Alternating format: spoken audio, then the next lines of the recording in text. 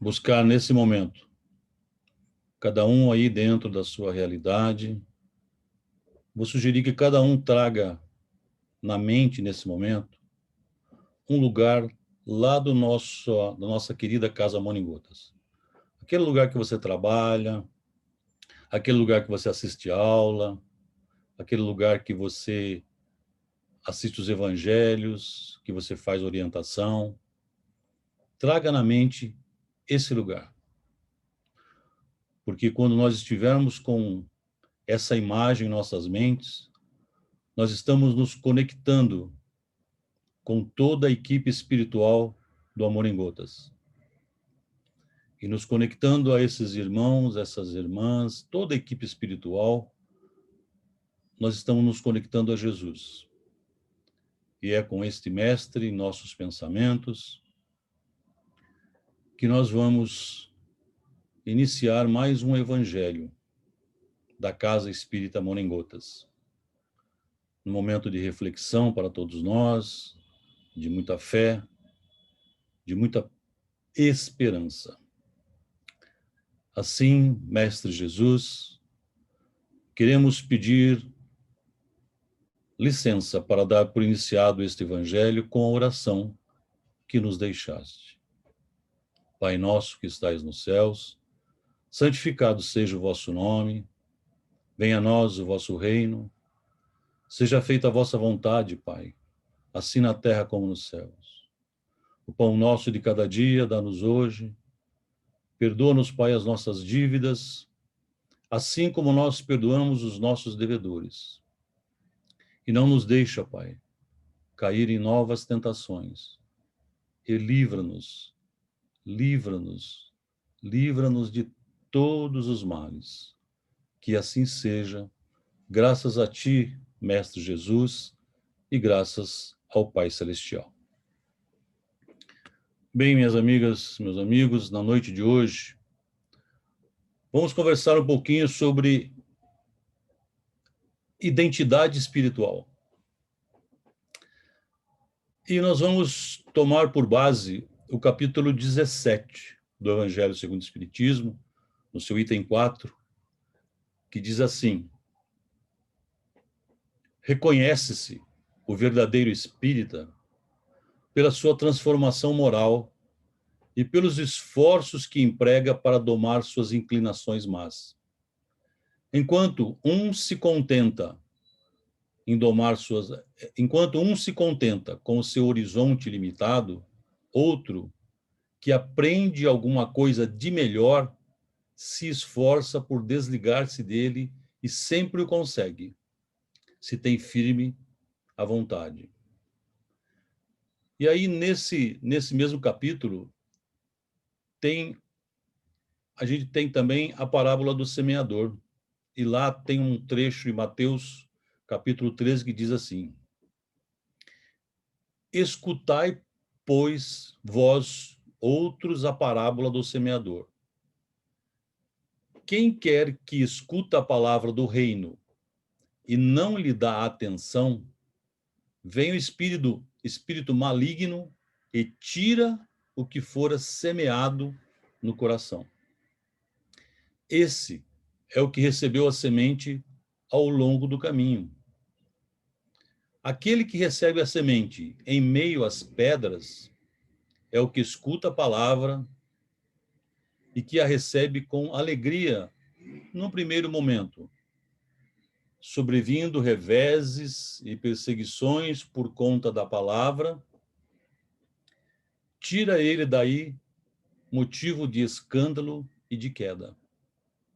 Aquele que recebe a semente entre espinheiros é o que ouve a palavra, mas em quem logo os cuidados deste século e a ilusão das riquezas abafam aquela palavra e a tornam infrutífera. Aquele, porém, que recebe a semente em boa terra é o que escuta a palavra, que lhe presta atenção e em quem ela produz frutos, dando 100 ou 60 ou 30 por um. Então, minhas amigas, meus amigos, para se falar de identidade, identificação de alguém, nós precisamos conhecer a sua origem, né? Os dados da sua vida, seus familiares, seus antepassados, as suas ações na vida. Como você apresentaria sua identidade como cristão espírita? Já tivemos uma passagenzinha aqui em cima que diz: reconhece-se o verdadeiro espírita pela sua transformação moral e pelos esforços que emprega em domar suas inclinações más. Como nós vamos nos identificar como cristãos espíritas? Se você tivesse apenas um minutinho, para se identificar como cristão espírita, como você faria isso? O que você diria? Então, para ajudar que a gente comece a pensar nisso, eu quero trazer aqui dois conceitos. Qual a definição de cristão? O que é ser cristão? Cristão é aquele que se identifica e vive os ensinamentos deixados por Jesus Cristo. Para vocês terem uma ideia, a palavra cristão, na época de Jesus, era como um apelido, era um apelido criado lá em Antioquia, naquela região, para definir os discípulos, os seguidores do Cristo. Cristão não foi um nome que Jesus criou para chamar os seus seguidores. Meus cristãos, vão comigo. Não. Cristão foi um termo criado em Antioquia como um apelido para aqueles seguidores. Mas tinha um detalhe. Quando diziam, olha, ali tem um cristão, eles identificavam que aquela pessoa ela dava bom exemplo de vivência com os outros. Era uma pessoa correta. Era uma pessoa que vivia para o bem. Era uma pessoa que os seus comportamentos na vida social davam um testemunho dos ensinamentos que ela tinha aprendido com Jesus. Então, isso é ser cristão. É eu aprender, é eu buscar no Evangelho os ensinamentos de Jesus e a minha vida. Então, as minhas atitudes, os meus relacionamentos, as minhas palavras são testemunho do que eu aprendi com esse mestre. E aí tem a segunda parte. O que é ser espírita? Né? Às vezes as pessoas podem te perguntar, afinal de contas, o que é ser espírita? E aqui eu não vou trazer nenhum conceito vago, eu vou trazer o que está nas nossas obras básicas do Espiritismo. No Livro dos Espíritos, na conclusão do Livro dos Espíritos, lá no item 4 da conclusão, lá no finzinho do Livro dos Espíritos, são criadas três categorias de espíritas. Aí cada um vê onde é que se encaixa nisso. Lá diz o seguinte, tem os espíritas, que se dizem espíritas, são aqueles que acreditam, ponto. Acreditam nos fenômenos, eles necessitam de estar em algum lugar onde esteja acontecendo algo que eles vejam, um fenômeno, né? Eu preciso ter o toque, eu preciso... Então, esses são os espíritas que acreditam. Segundo classificação de espírita, lá no Livro dos Espíritos, são os que acreditam e admiram a moral espírita. Então, eles acreditam que existe vida após a morte, acreditam em reencarnação e também admiram a moral ensinada pela doutrina espírita. E tem a terceira categoria de espírita, que são os que creem, admiram e praticam a moral espírita. E segundo Kardec, essa última categoria, aqui estão os verdadeiros espíritas. Os espíritas cristãos. Ou seja, se eu sou um espírita cristão, eu acredito em tudo que a doutrina me traz, sim, todos os ensinamentos. Eu admiro a beleza dessa doutrina, né? Tudo que ela traz de conforto, de consolo para a vida, mas eu coloco a parte moral, de ensinamento moral, na minha vida. Essa definição de espírita está no Livro dos Espíritos. Mas vamos um pouquinho mais. No livro Céu e Inferno, no capítulo 2 da segunda parte, tem um espírito chamado Jean Renaud. E é um espírito classificado como um espírito feliz. Ele está no estado, já num grau de espírito feliz. E aí é questionado a esse espírito se ele professava o espiritismo quando estava encarnado. Olhem só a resposta desse espírito. Há uma grande diferença entre professar e praticar. Muita gente professa uma doutrina, mas não pratica. Pois bem, diz o espírito Jean Renaud, eu praticava e não professava. Professar uma doutrina, minhas amigas e meus amigos, é dizer publicamente, é declarar-se, né? Então, assim, eu sou espírita, né? É fazer propaganda da ideia do espiritismo. Isso é professar uma doutrina, professar uma religião que seja.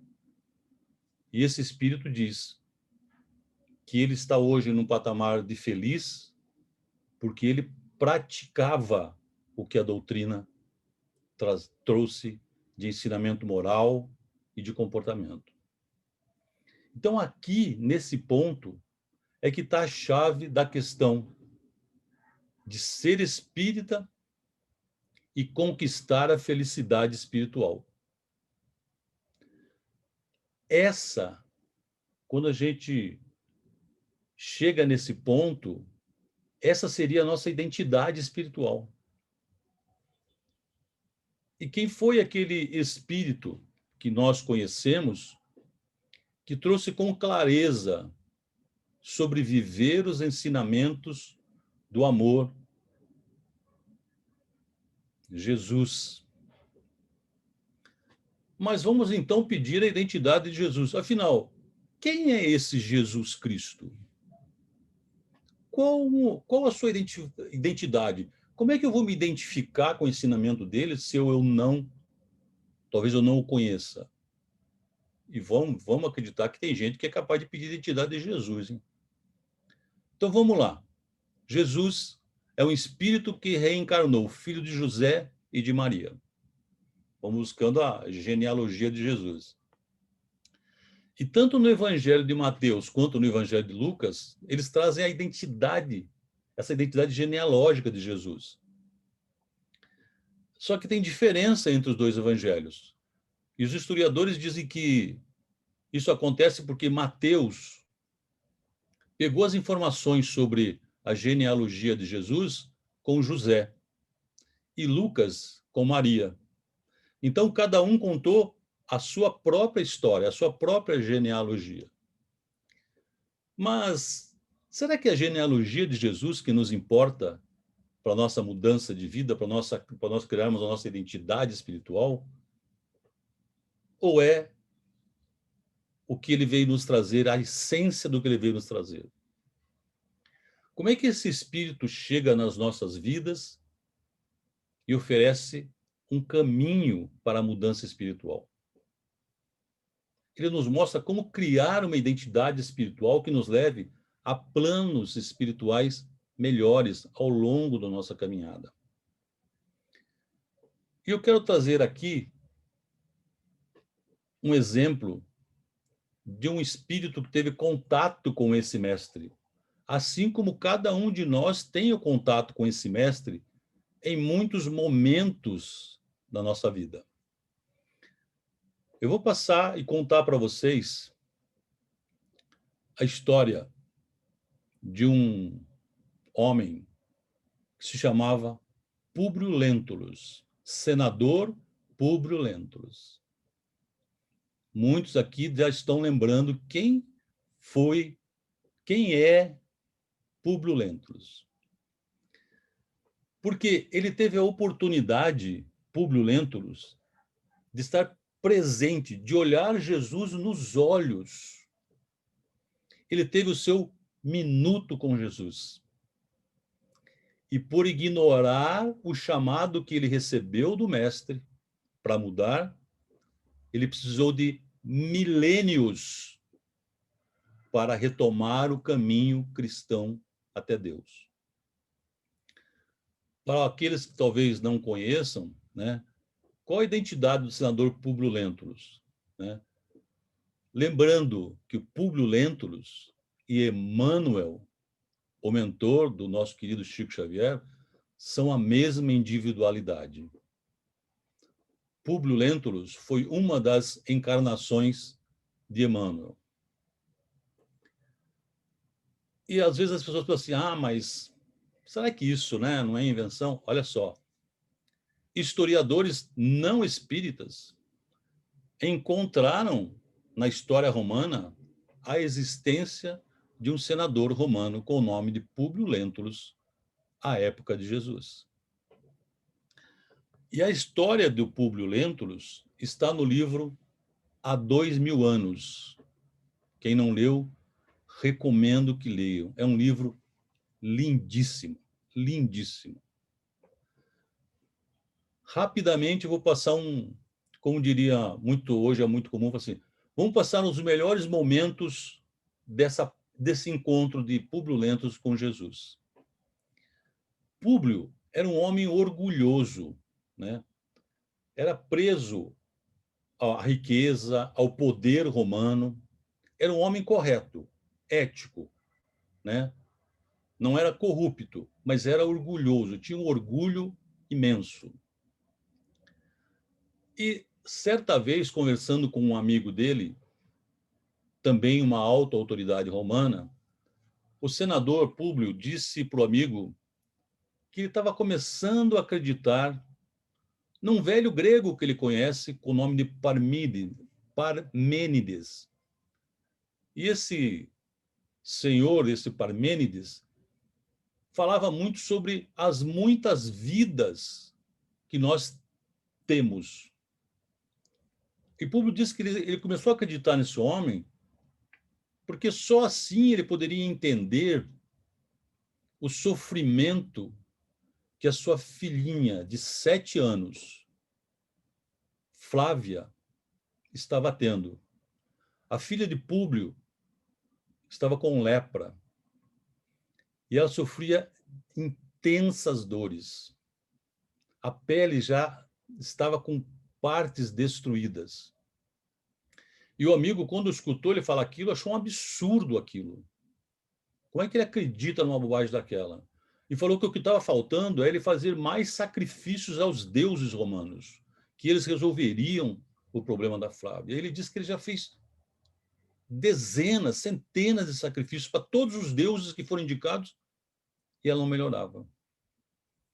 Então o amigo sugeriu para ele que ele fosse com a família para a Judéia, que os ares lá eram mais, poderiam fazer bem para a menina. Ele também podia se dedicar mais à família, porque ia sair daquela pressão, daquele ambiente político de poder de Roma. Mas naquela época, naquele momento, a esposa do Públio, Lívia, estava grávida. Então eles esperaram nascer o Marcos e partiram para a Judéia. A família, no primeiro momento, se mudou para Jerusalém e inicialmente ficaram na casa de Pilatos e de sua esposa. Naquela região, já muito se falava sobre um nazareno que pregava sobre um novo reino, que fazia curas, que tinha muitos seguidores. Mas passou-se, naquele momento, uma outra situação. Lívia começou a ser assediada fortemente por Pilatos. E as intrigas de uma traição da esposa chegaram até Públio. E ele não acreditou naquilo, ele não se conformou com aquilo. E então a Lívia convence o marido para que eles partissem, saíssem da casa de Pilatos e fossem para Cafarnaum. E levassem a filha, o filho, porque ela queria se afastar daquele assédio que ela estava sofrendo, daquela situação constrangedora que ela estava vivendo. Então eles foram para Cafarnaum. Olhem só uma coisa, minhas amigas e meus amigos. Como o plano espiritual vai encaminhando Públio, a Lívia e a família para a região onde está Jesus. Quando eles chegam em Cafarnaum, as notícias sobre esse Nazareno, então, são muito mais intensas, mais fortes. A figura dele era presente em quase todas as conversas entre os criados, entre as pessoas da rua. E Lívia começa a se interessar mais e mais por conhecer aquele Nazareno. E uma das suas serviçais, que tem o nome de Ana, tinha o nome de Ana, começa a trazer para ela todo dia: olha, Jesus, o Nazareno, hoje está não sei aonde. Olha, ontem aconteceu isso. E ela todo dia fica atualizada. Mas a Flávia, a filha deles, começa a piorar muito. Já começa a ser considerada já desenganada. A menina está para morrer mesmo. Então, o senador, no momento de desespero, de pai, ele senta-se ao lado da filha. Pergunta para ela: o que você quer, minha filha? O que eu posso fazer para aliviar sua dor? Peça o que você quiser que o pai vai fazer. Eu quero tirar essa dor de você. Eu mando comprar qualquer coisa, onde estiver, busco. Mas a filha só gemia de dor e chorava. Públio então pega a menina, põe no colo, encosta a cabeça dela no peito e ouve ela suave, baixinho, dizer a ele: papai, eu quero o profeta de Nazaré. Aquelas palavras deram um choque no orgulho daquele homem. Da onde a filha dele trouxe a ideia do homem de Nazaré? Naquele momento em que ele está com a filha no colo e ouve isso, Lívia e Ana se abraçam e choram, choram, choram.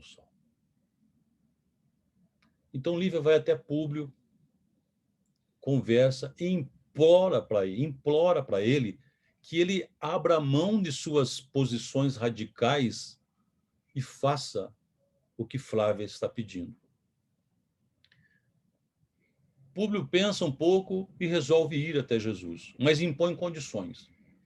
Ele disse que ele partiria ao cair da tarde, afinal de contas, ele não queria ser visto, né? Como é que ele, um senador romano, vai procurar um nazareno? Ele iria só, mas não ia procurar Jesus. Ele ia sair de cavalo. Caso Jesus estivesse no caminho dele e viesse até ele falar, ele conversaria com Jesus. Mas ele, desde que ele não precisasse se rebaixar diante daquele nazareno. Ele não ia se sujeitar a um nazareno, a ia andar atrás do nazareno. E assim ele fez. No finalzinho da tarde, ele galopou por mais de uma hora. E não encontrou Jesus, não encontrava. pensou mesmo em desistir daquela atitude e começou a pensar: isso é uma insanidade que eu estou fazendo. Isso não tem sentido. Mas cada vez que ele pensava nisso, as palavras da filha ecoavam na cabeça: papai, eu quero o profeta de Nazaré. Então ele para próximo ao lago de Genezaré para descansar um pouco e sentir aquela brisa que vem do lago. E a brisa começa a trazer um perfume para ele. Ele começa a sentir um perfume diferente. Aquela brisa toca no seu rosto. Quase que imediatamente, ele começa a ouvir passos suaves se aproximando. Ele se vira e um jovem, um homem, está parado, com um olhar sereno, aquele olhar que parece que penetra até o coração de Públio. Ele não entende o que está acontecendo com ele. E ele começa a chorar.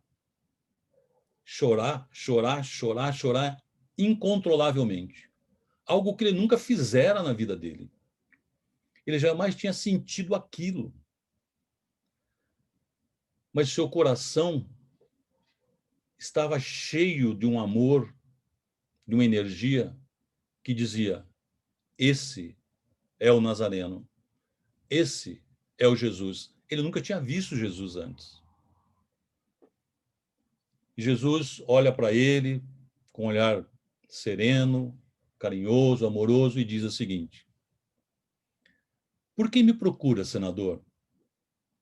Fora melhor que me procurasse publicamente e na hora mais clara do dia, para que pudesses adquirir de uma só vez e para toda a sua vida a lição sublime de fé e de humildade. E Jesus continua: mas eu não vim ao mundo para derrogar as leis supremas da natureza, e venho ao encontro do teu coração desfalecido. Sim, não venho buscar o homem do estado, superficial e orgulhoso, que só os séculos de sofrimento podem encaminhar ao regaço de meu Pai. Venho aqui para atender às súplicas de um coração desditoso e oprimido, e ainda assim, meu amigo, não é o teu sentimento que salva sua filhinha leprosa e desvalida pela ciência do mundo, porque tens ainda a razão egoística e humana. É sim a fé e o amor de tua esposa que salva a tua filha, porque a fé é divina. E Jesus continua: não, meu amigo, não estás sonhando, exclamou Jesus. Depois de longos anos de desvio do bom caminho, pelo sendal de erros clamorosos, encontras hoje um ponto de referência para a regeneração de toda a tua vida. Está, porém, no teu querer é aproveitá-lo agora ou então daqui a milênios. E Jesus conclui: soa para o teu espírito, neste momento, um minuto glorioso. Se conseguires utilizar tua liberdade para que seja ele, em teu coração, doravante, um cântico de amor, de humildade e de fé, na hora indeterminável da redenção dentro da eternidade. Públio olha para aquele homem, com aquela conversa, aquele homem que representa, que tem aquela energia, mas seu orgulhoso espírito reverbera, falando na cabeça dele: cadê a humildade desse homem? O que credencia esse homem a se apresentar como um profeta e falar assim comigo, que sou um senador do império, revestido de todos os poderes diante de um vassalo. Em 1 minuto, Públio lembra da cidade dos Césares, coberta de triunfos e glórias, lembra dos monumentos, dos poderes que ele acreditava ter. Mas no minuto seguinte, Jesus vai desaparecendo da visão dele. Públio recupera-se do encontro e volta para casa a cavalo, a galope, com pensamentos tentando desconsiderar aquele encontro para a vida. Pensava ele, feiticeiros como esse existem aos montes em Roma, em todos os lugares. Esse é só mais um. Quando ele chega na casa dele, a sua esposa vem correndo até ele e diz que a filha está curada. E que a filha conta que em determinado momento sentiu uma mão sobre a sua fronte e que um homem sentara-se ao seu lado no leito. E desde aquele momento, ela sentiu seu corpo se fortalecer. Mas Públio, orgulhoso, arrogante, olha para Lívia e diz o seguinte: Lívia, torna-se precioso que pare com esses arrebatamentos. Afinal, não vejo nada de extraordinário no que acaba de acontecer.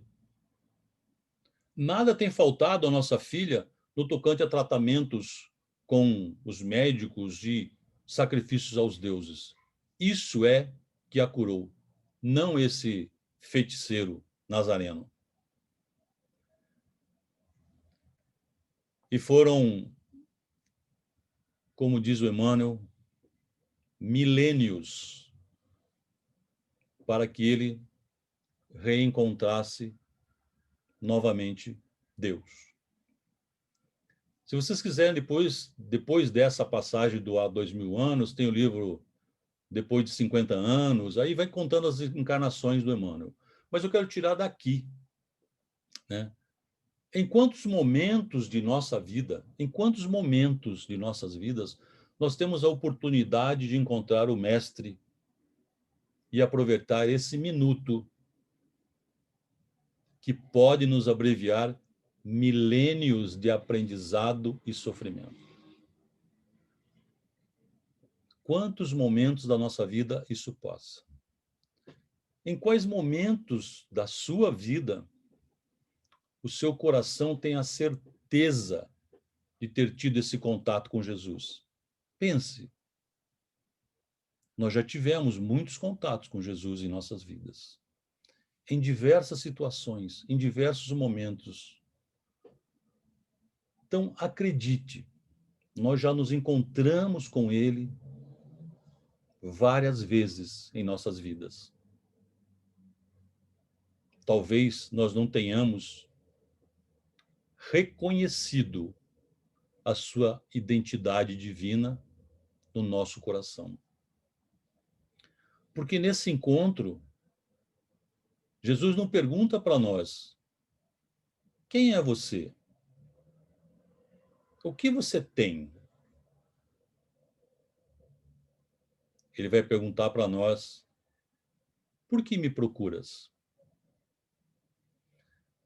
E se ele nos pergunta, porque se ele nos perguntasse quem é você, nossa tentação, nossa vontade seria responder: olha, meu nome é Vicente, eu sou brasileiro, torço para o time, não vou falar aqui para não criar uma baixa vibração da palestra, sou espírita, né? E a gente vai falar daquilo que nós achamos que nós somos. Olha, eu frequentava o centro regularmente, Jesus. Tomava passe, toda semana eu estou lá tomando passe. E o mestre vai continuar nos olhando lá no nosso coração. E a gente vai sentir ele nos perguntando: por que me procuras, afinal? Se Jesus perguntar para nós hoje: por que me procuras? O que eu responderia para ele? O que vai nos identificar espiritualmente para o Mestre, porque é assim que Jesus nos reconhece, são as nossas marcas espirituais trazidas das nossas vivências, não só das nossas vidas passadas, da nossa vivência atual. E sabe de uma coisa? Jesus nos reconhece só de olhar para nós, assim como ele fez com o senador Públio Lentulus. Ele não perguntou para o senador: como é seu nome? Quem é você? Ele já disse tudo e todos os sentimentos de orgulho, de arrogância, de falta de fé que aquele homem tinha.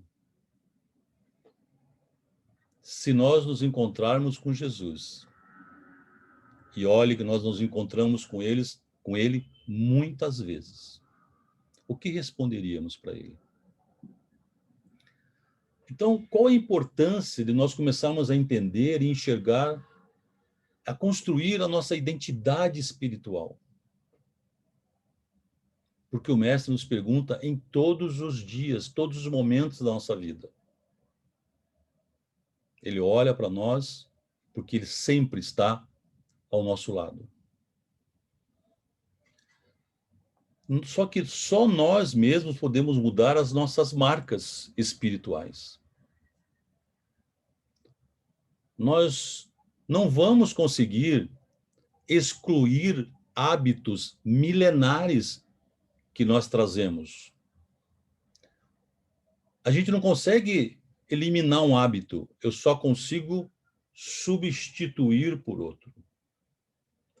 Então, se eu tenho o hábito de falar mal, alguém fala assim: oh, você tem que parar de falar mal do outro. Você não para, a não ser que você coloque um outro hábito. É mais ou menos quando alguém fala para você assim: olha, você precisa parar de comer chocolate. E você arruma um monte de situações para não parar, a não ser que você coloque outra coisa no lugar. Assim são os nossos hábitos. Mas como é que nós vamos ser reconhecidos? Qual é a nossa identidade espiritual? Reconhece-se um cristão por suas obras. Que obras? Amando o próximo. Na pandemia, né, as fragilidades, as nossas fragilidades, as fragilidades de todos estão à flor da pele, né? Nós estamos mais frágeis, mais sensíveis. E essa fragilidade precisa de acolhimento, de compreensão, de paciência, de ajuda para que a gente continue na jornada. Uma outra obra é aprender a não julgar o outro. Nós, né, que nos dizemos espíritas, a gente sempre diz isso: olha, a gente vai falar uma coisa assim, ó, mas não estou julgando, né? Não, eu não estou julgando isso. Nós dizemos sempre que nós não julgamos o comportamento do outro. Nós apenas analisamos como será a vida dele no umbral, muitas vezes, né? Olha que sentimento bonito que está brotando no nosso coração, né? Ou então, para a gente não dizer que está julgando o outro, a gente diz que está analisando o processo reencarnatório da vida do outro. Gente, não julgar é respeitar. Deixa cada um ser como é. Como é que eu crio isso, então, né? Como é que eu chego nesse ponto? Então, se alguém te perguntar, e Jesus te perguntar, qual é a sua identidade espiritual? Porque nós vamos chegar no plano espiritual em algum momento da nossa jornada atual. E o que é que nós vamos apresentar? Qual é a nossa identidade espiritual que nós vamos apresentar lá? Pensem bem, Bezerra de Menezes foi conhecido como médico dos pobres, era um político desse país, mas mais se deixou enredar pelas malhas da indignidade, da corrupção. Dedicou-se aos sofredores de todo tipo.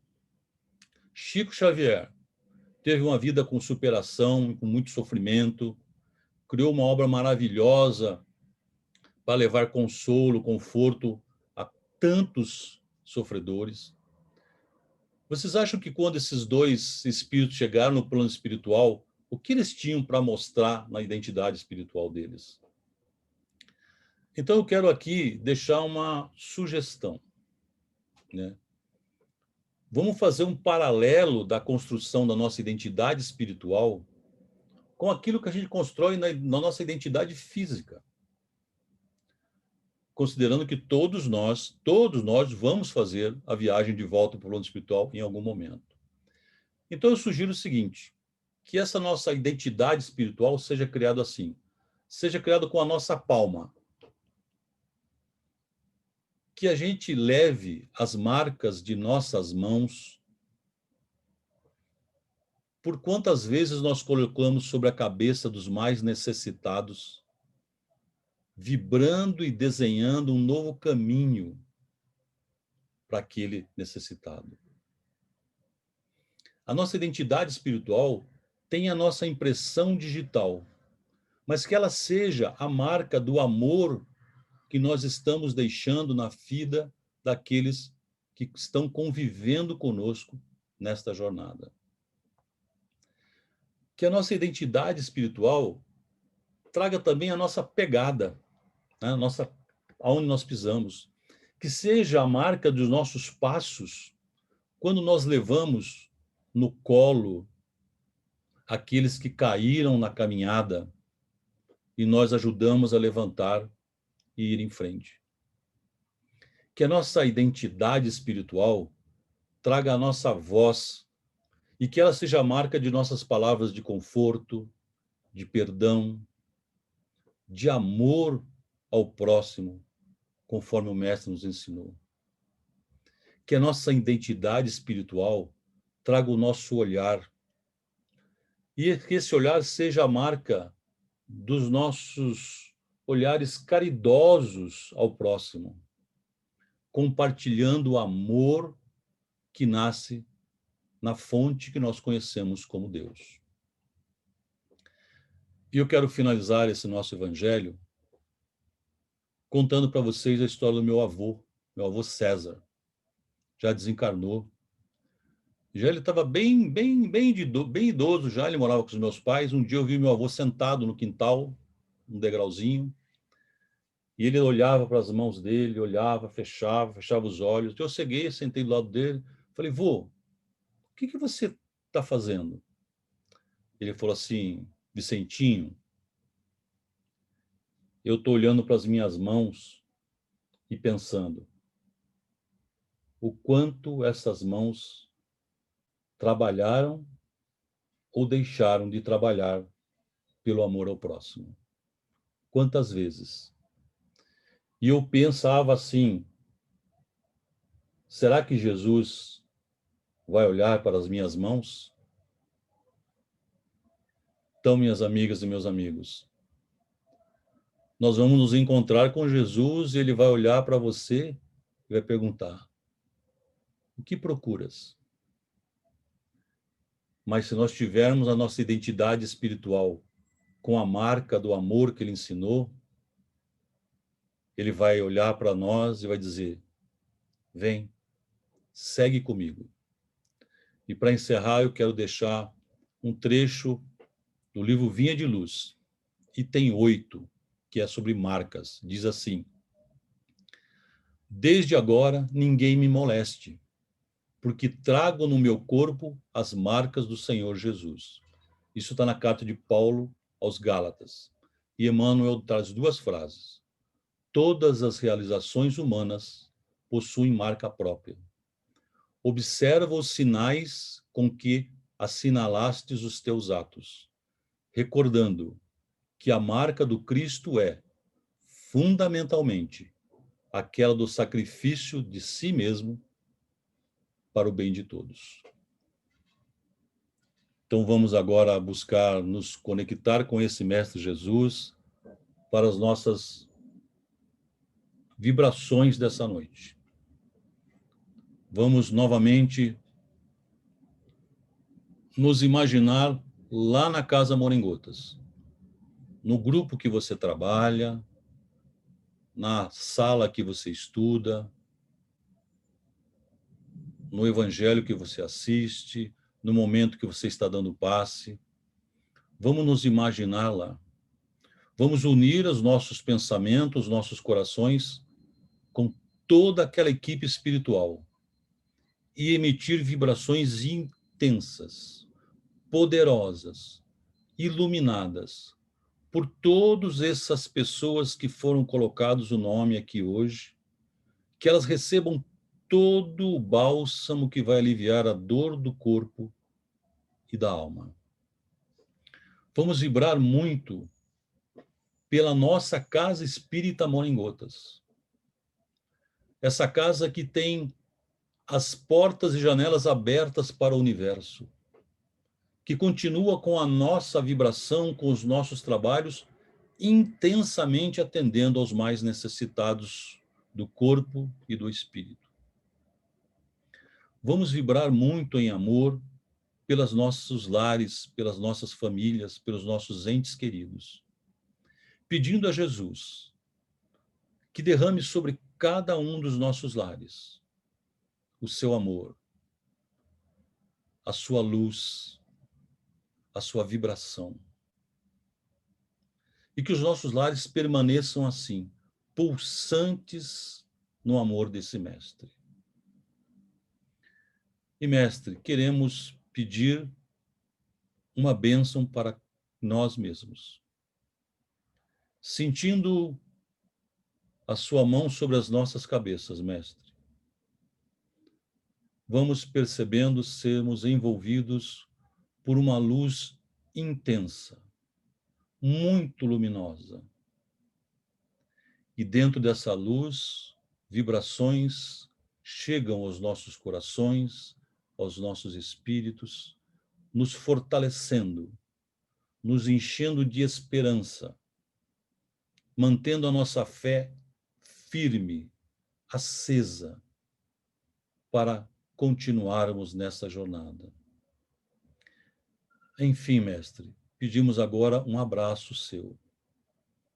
Queremos encostar nossa cabeça em seu ombro, sentir a vibração do seu amor.